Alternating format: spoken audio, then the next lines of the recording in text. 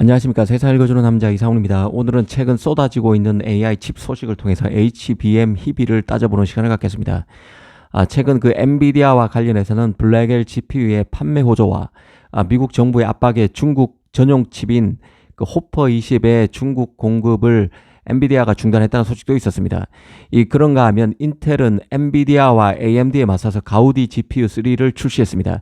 또 10월에는 AMD의 그 MI325X GPU도 나옵니다. 사실 가장 궁금한 게 삼성의 현재 HBM의 그 엔비디아 컬 진행 사항인데요. 아직은 오리무중입니다. 삼성도 가타부타 말이 없는 상황이죠. 다만 최근 대만 시장 조사 업체 트렌드포스가 삼성이 HBM3E 8단 제품의 컬 테스트를 마치고 엔비디아의 공급을 시작했다고 소식을 전한 바 있습니다. 특히 그 눈에 띄었던 부분이 바로 삼성의 HBM3E 8단 제품이 들어간 엔비디아 제품인데요. 호퍼 200, H200이라고 구체적으로 적시했습니다. 즉 삼성이 H200용 HBM3E 8단 제품의 출하를 시작했고 블랙엘 시리즈에 대한 인증도 순조롭게 진행 중이라고 밝혔습니다. 만약 이렇게 된다면 삼성으로서는 그나마 다행스러운 대목으로 볼 수 있습니다. 다만 아직 결정된 것은 없다는 점을 밑자락에 깔고 경계감을 갖고 지켜볼 필요가 있다는 생각입니다. 앞서 엔비디아의 중국향 GPU는 GPU 그 H20의 공급 중단과 블랙엘 GPU의 인기, 그리고 인텔의 가우디 3 출시, 10월이면 AMD의 MI325X GPU 출시 등은 HBM 공급 경쟁 구도와 맞물린 이슈입니다.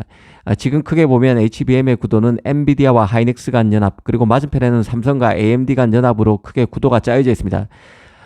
이 구도를 깨기 위해서 지금 삼성이나 마이크론이 절치부심인 거죠. 사실 이런 그림은 이전에는 상상도 할 수 없는 구도였죠. 이 컨벤셔널 메모리에서 레거시 D램은 표준 칩이었습니다.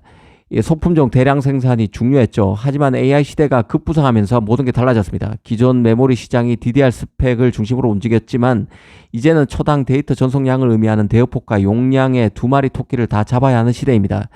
기존 DDR로는 한계가 뚜렷해지면서 HBM이 뜬 것이죠. HBM 초기 시장에서 기존 D램 강자 삼성이 뒤지면서 엔비디아 하이닉스 간 연합이란 구도가 형성된 것입니다.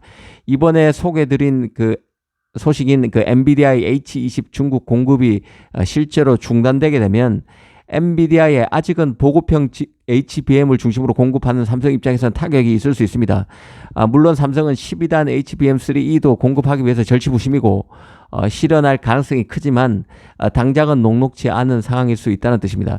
실제 삼성은 HBM3 그 8단 제품을 메모리 3사 중 가장 늦게 통과했고 일부 외신에서는 삼성이 HBM3 납품에 성공했지만 가장 고부가 칩인 미국 빅테크 등에 쓰이는 그 HBM3는 거의 대부분 하이닉스가 납품하고 있고 호퍼 100의 다운그레이드 버전인 호퍼 20에만 삼성 HBM이 쓰인다는 얘기가 돌았었기 때문에 중국 공급 중단은 삼성 입장에서는 아직 대체 수요를 찾아야 하는 문제로 연결될 수 있는 이슈입니다. 그만큼 삼성으로서는 빨리 HBM 기술 경쟁력을 끌어올릴 필요가 있을 것입니다. 차세대 GPU인 블랙엘의 경우는 생각보다 더 잘 팔리는 것 같습니다. 모건 스탠리 같은 경우는 블랙엘의 4분기 출하량이 45만 개를 기록해서 이 칩으로만 4분기에 100억 달러 매출, 하나로는 13조가 넘는 돈입니다. 이런 어마어마한 매출이 4분기에 가능할 것이라고 봤습니다. 아시다시피 그 엔비디아는 호퍼 기반 그 H200 제품부터 HBM3E를 사용하기 시작합니다. 하지만 블랙엘에는 전량 HBM3E를 탑재하게 됩니다. 호퍼 기반 GPU의 HBM 최대 용량이 192GB지만 블랙엘은 288GB이기 때문에 당장은 HBM3E 8단부터 탑재되겠지만 조만간 12단까지 탑재될 것으로 봅니다. 이 삼성으로서는 HBM3E 12단 컬 테스트 통과 소식이 없는 게 답답한데요. 초기에 물량이 들어가야 수혜를 톡톡히 누를 수 있습니다. HBM 시장 초기부터 지삭되고 있는 삼성의 그 경쟁 열의 극복이 늦어지는 것으로 볼 수 있습니다. 그만큼 경쟁사와의 HBM 기술 격차 축소가 쉽지 않고 HBM3E에서의 성과 확인도 이달인 9월에 뚜렷한 소식이 없다면 결국 4분기로 미뤄지는 것이죠. 사실상 가격 프리미엄이 가장 높게 형성되는 시장 형성 초기 구간을 삼성이 제대로 항류하지 못할 가능성도 배제하기 어려워 보입니다. 잘 지켜볼 부분입니다. 이번에 나온 그 인텔의 가우디 3 같은 경우는 엔비디아 H100, 호퍼100 GPU보다 느리지만 저렴한 가격으로 어필하고 있는 칩입니다. 이 프로세서는 그 8개의 메모리 스택에 128GB HBM2E 메모리가 탑재됩니다. 삼성 제품이 들어갈 것으로 보입니다. 하이닉스의 HBM 점유율이 50% 후반, 삼성이 30% 중반 정도로 지금 예측이 되는 상황인데요. 그나마 인텔, AMD, 스타트업 등의 물량이 대거 들어가고 있기 때문에 유지되고 이런 점유율도 유지되고 있는 것으로 봐야 합니다. 이 가우디 3의 최대 경쟁력은 다름 아닌 가성비인데요. 이 가격은 15,000달러 수준으로 알려져 있습니다. H100, 호퍼100 같은 경우는 30,000달러가 넘죠. 엔비디아 GPU, 엔비디아 칩의 절반 수준으로 볼 수 있습니다. 이 가우디 3 같은 경우는 AMD의 그 인스팅트 MI300 시리즈, 그리고 엔비디아의 호퍼 시리즈를 비롯해서 블랙엘 100, 블랙엘 200 등, B100, B200 등과 경쟁하게 되기 때문에 이런 가성비로 어필하더라도 힘든 싸움이 될 것으로 보입니다. 이 10월에 나오는 그 AMD의 MI 그 325X 같은 경우는 HBM3E 12단 제품이 들어가게 됩니다. 이 하이닉스가 주로 엔비디아 공급에 치중한다고 보면 삼성 제품이 HBM3E 12단이 AMD부터 들어가지 않을까 하는 생각도 듭니다. 삼성과 하이닉스 물량이 두루 MI325X에 탑재될 것으로 봅니다. 이 앞서 말씀드린 대로 시장의 가장 큰 관심은 결국 그 HBM 다섯 번째 제품인 HBM3E 12단의 엔비디아 컬 테스트 유무인데요. 하이닉스는 저번에 그 컨퍼런스 콜을 통해서 HBM3E 12단 제품을 올 3분기부터 그러니까 이르면 9월부터 이번 달이죠. 양산한다고 했습니다. 실제 양산을 하고 있을 것으로 보는데요. 삼성은 실제 발표 후에 컨퍼런스 콜에서 HBM3E 8단을 3분기에 양산해서 공급을 본격화하고 12단 제품도 하반기에 공급할 예정이라고 밝힌 바 있습니다.